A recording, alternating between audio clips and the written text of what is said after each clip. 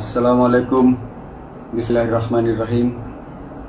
আমি বাংলাদেশ পুলিশের একজন কর্মকর্তা এসআই মাসুদ রানা।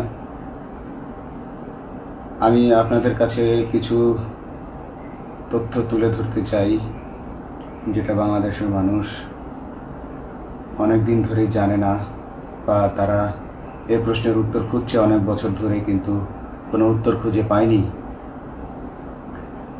আজকে যাকে সেনাবাহিনী থেকে অব্যাহতি দেওয়া হলো, মেজর জেনারেল জিয়াউল হাসান, যিনি এনটিএমসির প্রধান ছিলেন এবং তিনি র্যাবের অতিরিক্ত পরিচালক ছিলেন। অতিরিক্ত পরিচালক অপারেশন। তিনি মেজর থাকতেই র্যাবে ছিলেন এবং বাংলাদেশে যত গুম খুন হয়েছে, বিএনপি সহ অন্যান্য যারা অ্যাক্টিভিস্ট, সেই গুম খুনের সাথে জড়িত এই জিয়াউল হাসান। অনেক নেতাদেরকেই র্যাবের কালো গাড়িতে করে সিভিলে ধরে আনা হতো, এনে র্যাব ওয়ানের গোপন আস্তানায় তাদেরকে আটক রাখা হতো। এরপর তাদেরকে সময় মতো অজ্ঞাত স্থানে নিয়ে তাদেরকে হত্যা করা হতো এবং অজ্ঞাত স্থানেই তাদের লাশ হয়তো নদীতে ডুবিয়ে দেওয়া হতো, নয়তো তাদেরকে দাফন করা হতো, নয়তো অ্যাসিডের মাধ্যমে তাদের লাশকে গলিয়ে দেওয়া হতো। আমি 2014 অক্টোবর থেকে 2017 ডিসেম্বর পর্যন্ত র্যাব সদর দপ্তরে কর্মরত ছিলাম। তখন র্যাবের ডিজি ছিলেন বেনজির, যিনি আজকে দেশের হাজার হাজার কোটি টাকা চুরি করে, পুলিশের হাজার হাজার কোটি টাকা চুরি করে পালিয়ে গেছেন বিদেশে। তো আমি দেখেছি অনেক মানুষকে কিভাবে অন্যায়ভাবে গ্রেফতার করে নিয়ে গুম করে রাখা হতো। আমি রিসেপশনে ডিউটি করতাম। গুম হয়ে যাওয়া মানুষের স্বজনেরা আমার কাছে আসতো, কিন্তু আমাদেরকে কঠোর নজরদারিতে রাখা হতো। সিসি ক্যামেরার আওতায় ছিলাম, তাদের সাথে আমরা ওভাবে কথা বলতে পারতাম না। তাদেরকে কোনো তথ্য দেওয়া নিষেধ ছিল আমাদের জন্য। কিন্তু তাদের স্বজনরা আসলে এসে যখন এখানে কান্না করতো, আমি নিজেকে ধরে রাখতে পারিনি। আমি অনেকের স্বজনকেই তাদের স্বজনের, গুম হয়ে যাওয়া স্বজনের পরিণতির কথা জানিয়ে দিতাম। বিশেষ করে যাদেরকে মেরে ফেলা হতো, খুন করা হতো, তাদেরকে আমি খারাপ সংবাদটা দিতাম না। কিন্তু যাদেরকে বন্দি করে রাখা হতো, যেমন বিএনপি নেতা সালাউদ্দিন আহমেদকে যখন অ্যারেস্ট করে আনা হলো, তিনি অ্যারেস্ট করার সময় ধস্তাধস্তিতে মাথায় আঘাত পেয়েছিলেন। তাকে র্যাব ওয়ানের গোপন কক্ষে আটক করে রাখা হয়েছিল দীর্ঘদিন। এরপর তাকে এক সময় ভারতে পাচার করে দিয়ে আসা হয়। তাকে অজ্ঞাত কারণে হত্যা করা হয়নি। তার ফ্যামিলি এসেছিল, তার স্ত্রী হাসিনা আহমেদ, তার ভাই গিয়াসউদ্দিন আহমেদ। ওনারা আমার কাছে বেশ কয়েকবার এসেছেন। আমি কয়েকদিন ওনাদের এই উদ্বেগ, উৎকণ্ঠা, আমার সামনে বসে কান্নাকাটি দেখে আমি থাকতে পারিনি। আমি ওনাদেরকে কৌশলে আমার ফোন নাম্বার দিয়ে আমি ওনাদের সাথে দেখা করে ওনাদেরকে জানিয়ে দিই যে সালাউদ্দিন সাহেবকে হত্যা করা হয়নি, উনি জীবিত আছেন এবং ওনাকে হত্যা করার সিদ্ধান্ত নেওয়া হয়নি। এই সিদ্ধান্তগুলো জেনে নিতেন তিনি হচ্ছেন বর্তমানে মেজর জেনারেল জিয়াউল হাসান, যাকে আজকে অব্যাহতি দেওয়া হয়েছে। শুধু অব্যাহতি যদি দেয়া হয়, তাকে যদি বিচারের মুখোমুখি করা না হয়, তাহলে এই আন্দোলনের, এই স্বাধীনতার কোনো মূল্য থাকবে না। আমি আজকে আর কাউকে ভয় পাই না। আমি আজকে বিশ্বাস করি যে আজকে আমাকে এই সত্য বলার জন্য কেউ গুম করে দিতে পারবে না, এই সত্য বলার জন্য কেউ আমাকে অ্যারেস্ট করবে না। সেই কারণে আমি বুকে সাহস নিয়ে আজকে কথাগুলো বলছি। আপনারা যারা বিএনপি নেতা ইলিয়াস আলীর অপেক্ষায় আছেন, তাদের জন্য দুঃখজনক সংবাদ। তাকে অনেক আগেই হত্যা করা হয়েছে। তাকে পতেঙ্গা সমুদ্র সৈকত দিয়ে কড়া পাহারায় সাগরের মাঝখানে নিয়ে স্পিড বোটের মাধ্যমে মুখে পলিথিন পেঁচিয়ে হত্যা করে, তার পেট ছুরি দিয়ে ছিদ্র করে, তাকে পাথর দিয়ে বেঁধে সাগরে ডুবিয়ে দেওয়া হয়েছে। শুধু ইলিয়াস আলী নয়, অনেক নেতার সন্ধান যারা আজও পাননি। কিছু মানুষ তো ঘর থেকে উদ্ধার হয়েছে, কিন্তু যাদেরকে আপনারা পাননি তাদের সবার এই করুণ পরিণতি হয়েছে। আমি যদিও তারা এই কাজগুলো অতি গোপনে করত এবং র্যাবের অন্যান্য শাখার কর্মরত কর্মকর্তা কর্মচারীরা এটা জানতো না, কিন্তু আমি অত্যন্ত বিচক্ষণভাবে আমি এই খবরগুলো নিতাম, কারণ আমি জানতাম এগুলো একদিন আমি প্রকাশ করতে পারবো। এবং এই দিনটার অপেক্ষায় ছিলাম আজকে এত বছর, মানুষের কাছে সত্য প্রকাশের। বাংলাদেশের মানুষ জানুক যে কারা খুনি, কারা এত মানুষকে খুন করেছে, এই দেশ থেকে এই দেশে ত্রাসের রাজত্ব কায়েম করেছে। তারা মাদকের ক্রস ফায়ারের নামে যে হত্যা ট্র্যাডিশন চালু করেছিল, এই ট্র্যাডিশনের উদ্দেশ্য ছিল বিরোধী দলের লোকজনকে হত্যা করা। কারণ পুলিশ এবং সেনাবাহিনীর অনেকেই মানুষ হত্যা করতে ভয় পেত, তারা এটাতে অভ্যস্ত ছিল না। অনেকেই অনেক সাহসী, কিন্তু একটা মানুষকে হত্যা করার পর তারা আর ঘুমাতে পারতো না, তাই তারা এসব কাজ করতো না। কিন্তু খুনে হাসিনা কিছু মানুষকে এভাবে হত্যা করতে করতে পুরস্কৃত করার মাধ্যমে হত্যা করতে অভ্যস্ত করে ফেলে। তারাই এই গ্রেফতারকৃত এই গুমকৃত মানুষদেরকে গুলি করে হত্যা করত। এবং তারা এতটাই নিষ্ঠুর যে তারা এক একজন কয়েক শত করে হত্যা করেছে। এবং এই মানুষগুলোর সংখ্যা বেশি নয়, কারণ সবাই লাশ দেখতে পারে না। একটা মানুষকে খুন করার পর লাশের যে ছটফটানি এবং মাথায় গুলি করার পর মাথার যে বিকৃত অবস্থা, এই জিনিসগুলো আমাদের অনেকেই আমরা সহ্য করতে পারি না। তাই আমাদের মধ্য থেকে কিছু হায়নাকে বেছে নিয়ে তারা একটা টিম গঠন করে, তাদেরকে র্যাব সদর দপ্তরে বেনজির আহমেদ প্রতি মাসে পুরস্কার দিতে ডাকতেন। এবং প্রত্যেকটা র্যাবের বিভিন্ন শাখায় এরকম দু একজন রাক্ষস ছিল যারা মানুষকে শুট করত, গুলি করত, হত্যা করত এবং গুম করত। তারা এখনো আছে। তাদেরকে আমি নতুন সরকারের কাছে দাবি জানাবো, তাদেরকে বের করতে হবে, তাদেরকে বিচারের আওতায় আনতে হবে। না হলে এত শহীদের বিনিময়ে যে ফ্যাসিবাদ থেকে, যে স্বৈর শাসন, যে খুনি হাসিনার হাত থেকে আমরা মুক্তি পেয়েছি, সে মুক্তির প্রকৃত মূল্য আমরা পাবো না, প্রকৃত স্বাদ আমরা পাবো না। এই খুনিদেরকে বের করতে হবে, এই খুনিদেরকে বের করে আইনের আওতায় আনতে হবে। বাংলাদেশ পুলিশ কখনোই গুলি করতে অভ্যস্ত ছিল না। আপনারা জানেন একসময় পুলিশ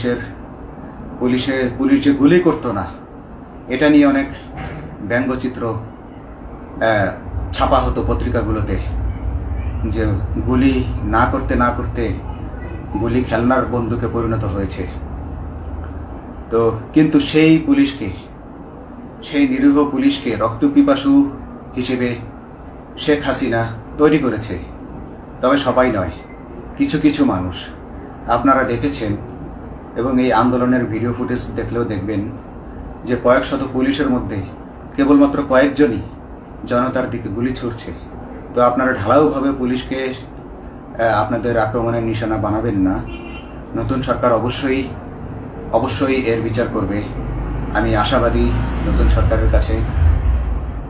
তারা যদি আমার কাছে কোনো তথ্য চায়, আমি তথ্য দেব ইনশাল্লাহ।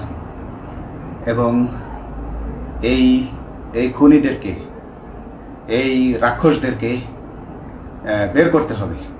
প্রতিটি গুমের, প্রতিটি হত্যার সুষ্ঠু তদন্ত করলে এগুলো বের হয়ে আসবে বলে আমি আশা করি। এবং আমি চাই এরা ধরা পড়ুক, এদের বিচার হোক, না হলে এরা যুগে যুগে এই রাক্ষস যুগে যুগে রয়ে যাবে, আমাদের মাঝেই তারা লুকিয়ে থাকবে এবং যুগে যুগেই তারা মানুষের রক্ত পান করেই যাবে। পুলিশ বাহিনী মানুষকে সেবা করবে, এটাই হওয়া উচিত পুলিশের ধর্ম। পুলিশের ধর্ম হবে পুলিশের জন্য, পুলিশ মানুষের জন্য। উন্নত রাষ্ট্রের পুলিশ মানুষ যেভাবে পুলিশকে ডাকলেই পুলিশ 5 মিনিটের মধ্যে ছুটে যায়, তাকে সাহায্য করে। আমরা বিভিন্ন ভিডিওতে দেখি যে পুলিশ হাঁসের বাচ্চাকে রাস্তা পার করে দিচ্ছে, একজন অন্ধ মানুষকে রাস্তা পার করে দিচ্ছে। বাংলাদেশের পুলিশ এমনটাই করতে চায়, আমরা এমনটাই করতে চাই, কিন্তু সেই পরিস্থিতিতে আমাদেরকে রাখা হয়নি। আমাদেরকে রাখা হয়েছে দৌড়ের উপর, আমাদেরকে রাখা হয়েছে বিভিন্ন অন্যায় কাজের উপর, বিভিন্ন অন্যায় আদেশের উপর। কেউ যারা মেনেছে তারা ভালো ভালো জায়গায় পোস্টিং নিয়ে থেকেছে, যারা মানেনি তাদেরকে খারাপ জায়গায় পোস্টিং দেওয়া হয়েছে, কারো চাকরি হারিয়েছে, কাউকে সাসপেন্ড করে রাখা হয়েছে। আমি নিজেও একজন এমন বৈষম্যের শিকার, অন্যায় মিথ্যা মামলার শিকার হয়ে আমি নিজেও বর্তমানে সাসপেনশন অবস্থায় আছি এবং এই সাসপেনশন অবস্থায় থেকে আমি আল্লাহর কাছে শুকরিয়া জানাই, কারণ এই সাসপেনশন থাকার কারণে আমি ছাত্র জনতার আন্দোলনের সাথে সংযুক্ত হতে পেরেছি। আমি সবসময় আল্লাহর কাছে দোয়া করেছি যে আল্লাহ, তুমি আমাকে মুজাহিদ হিসেবে কবুল করো, আমাকে জিহাদ করার তৌফিক দান করো এবং আমাকে শহীদের মৃত্যু দান করো। এবং আল্লাহ আমার দোয়া কবুল করেছেন। আমি ছাত্র জনতার সাথে এই জিহাদে অংশগ্রহণ করেছি, ছাত্র জনতা সফল হয়েছে। আমি গর্বিত আমি এই আন্দোলনে একজন পুলিশ অফিসার হয়েও আমি অংশগ্রহণ করতে পেরেছি। তো যাই হোক, আমি চাইব যে বাংলাদেশ পুলিশের, র্যাবের যে সকল কর্মকর্তা অগণিত মানুষের গুম খুনের সাথে জড়িত ছিল তাদেরকে ধরা হোক, তাদেরকে আইনের আওতায় আনা হোক। আমাদের মতো অনেক অফিসার আছি যারা এসব কুকর্মের সাক্ষী, আমরা সাক্ষ্য দেব। আমরা এখন আর ভয় পাই না। আমরা আসলে যে ভয় পেয়েছি তা নয়, আমাদের বাহিনীতে টিকে থাকাটা জরুরি ছিল।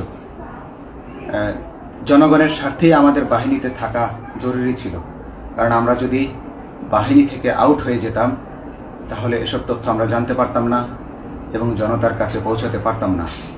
জনতার কথা বলতে হলে, জনতার সাথে থাকতে হলে আমি পজিশনেও থাকতে হবে। এই জন্য অনেক কিছুই প্রকাশ করিনি, কারণ আপনারা ভালো মতোই জানেন যে অনেক সেনাবাহিনীর মেজরকেও গুম করে দেওয়া হয়েছে যারা মুখ খুলেছে। আমি তো একজন সামান্য সাব ইন্সপেক্টর, আমাকে গুম করে দেওয়া তাদের 1 সেকেন্ডের ব্যাপার ছিল। তো আমি এখন বিশ্বাস করি যে এখন সেই দিন, সেই কালো মেঘ সরে গেছে আকাশ থেকে, আকাশ মুক্ত হয়েছে, এই দেশ জালিমের শাসন থেকে মুক্ত হয়েছে। আল্লাহ তাআলা আমাদের উপর রহমত বর্ষণ করেছে। অগণিত মুসলিমের দোয়া আল্লাহ তাআলা কবুল করেছেন, অগণিত 18 কোটি মানুষের দোয়া আল্লাহ কবুল করেছেন।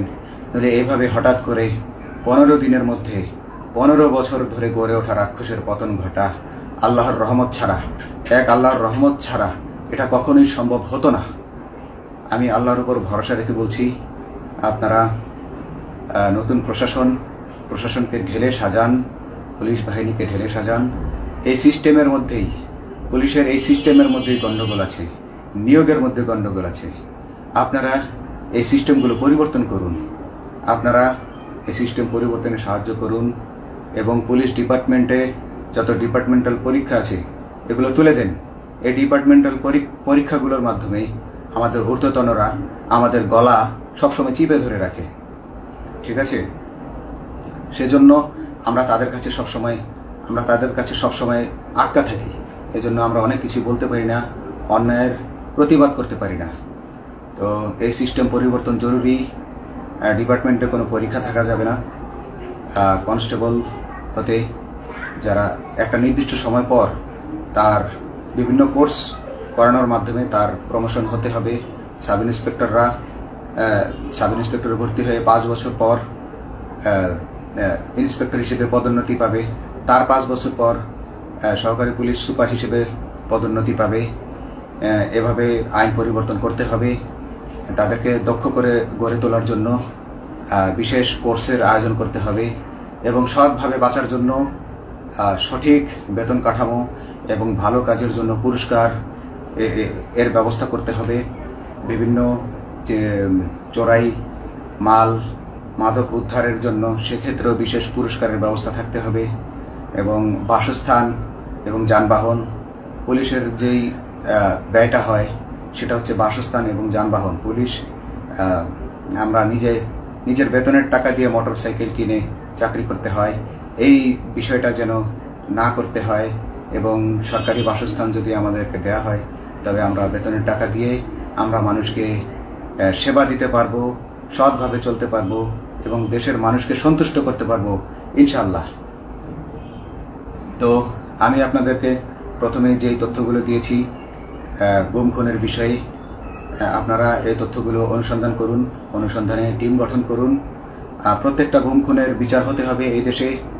যারা আটক ছিলেন অনেকেই হয়তো এখন আয়নাঘর থেকে মুক্তি পেয়েছেন, কিন্তু যারা দুর্ভাগ্যের শিকার হয়ে মৃত্যুবরণ করেছেন তাদের আত্মীয় স্বজনরা, তাদের প্রতি আমার সমবেদনা রইল।